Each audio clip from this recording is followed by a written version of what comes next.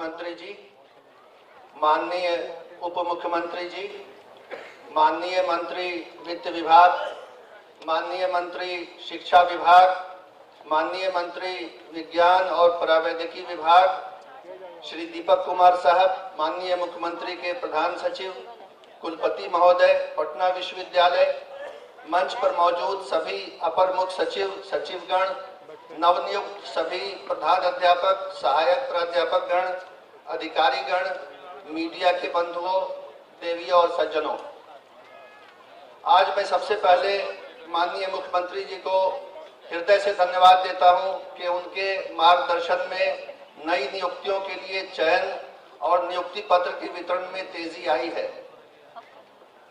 सार्वजनिक समारोह में नियुक्ति पत्र के वितरण से राज्य के युवाओं में यह विश्वास जगा है कि वे पढ़ाई में कठिन परिश्रम। इस प्रकार की शुरुआत की, तब इस तरह के समारोह आयोजित करने का आदेश हमें दिया और इसमें माननीय उप मुख्यमंत्री जी की प्रेरणा भी रही है, उनकी भी इच्छा रही थी और उसको हम आज पूरा होते हुए धरातल पर उतरते हुए देख रहे हैं।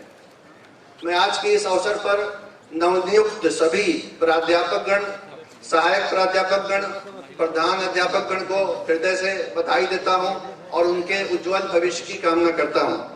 मैं आज के इस अवसर पर राष्ट्रीय शिक्षक पुरस्कार से पुरस्कृत श्रीमती निशल कुमारी और श्री सौरभ सुमन शिक्षक को भी बहुत बहुत बधाई देता हूं। शिक्षा का व्यापक प्रसार हो रहा है। राज्य सरकार ने स्कूल, कॉलेज और तकनीकी शिक्षा के उच्च संस्थान बड़ी संख्या में खोले हैं और यह कार्य निरंतर जारी है।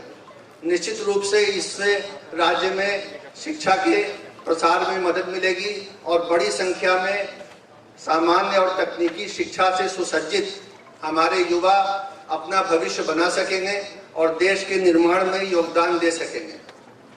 शिक्षा का प्राथमिक उद्देश्य एक नॉलेज, एक ज्ञान प्राप्त करना है और उसके साथ साथ उसका माध्यम, जो उसका पैमाना है, वो डिग्री है जिससे योग्यता आंकी जाती है और ये सही भी है। लेकिन शिक्षा का उससे एक बड़ा उद्देश्य भी है।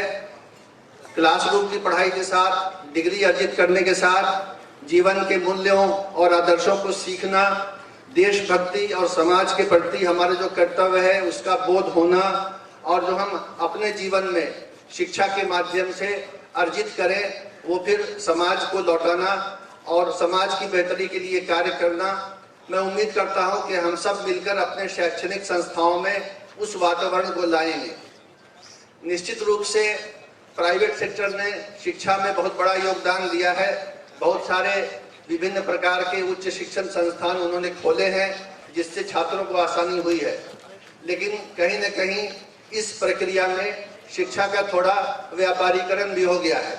अब किसी भी संस्थान का जो सरकार से बाहर है, अगर मूल्यांकन होता है, छात्र और अभिभावक पता करने निकलते हैं कहाँ अच्छी पढ़ाई है, कहाँ डिग्री मिलती है, तो काम चल जाएगा। कहाँ पढ़ाने के लिए कर्ज लेना पड़ेगा, एजुकेशन लोन लेना पड़ेगा। तो इन सब चीजों से एक परिदृश्य बदला है और शिक्षा एक ज्ञान का माध्यम, करियर बनाने का माध्यम हुई है और कुछ न कुछ हद तक कहीं न कहीं एक कमोडिटी के रूप में भी बदली है, जो शायद उतनी अच्छी बात नहीं है। माननीय मुख्यमंत्री जी की यही सोच है जिसके कारण राज्य में नए तकनीकी संस्थान, engineering college, medical college, dental college, कृषि के तालीम देने वाले कॉलेज, हॉर्टिकल्चर के, मत्स्य विज्ञान के बहुत सारे कॉलेज आ रहे हैं। राज्य के युवाओं के लिए अवसर है। मैं उम्मीद करता हूं वो राज्य सरकार की स्टूडेंट क्रेडिट कार्ड की योजना का लाभ उठाएंगे और इन सब संस्थानों में शिक्षा अर्जित करेंगे। बड़ी संख्या में अच्छे सहायक प्राध्यापकों की नियुक्ति हुई है और शिक्षण का स्तर बढ़ा है।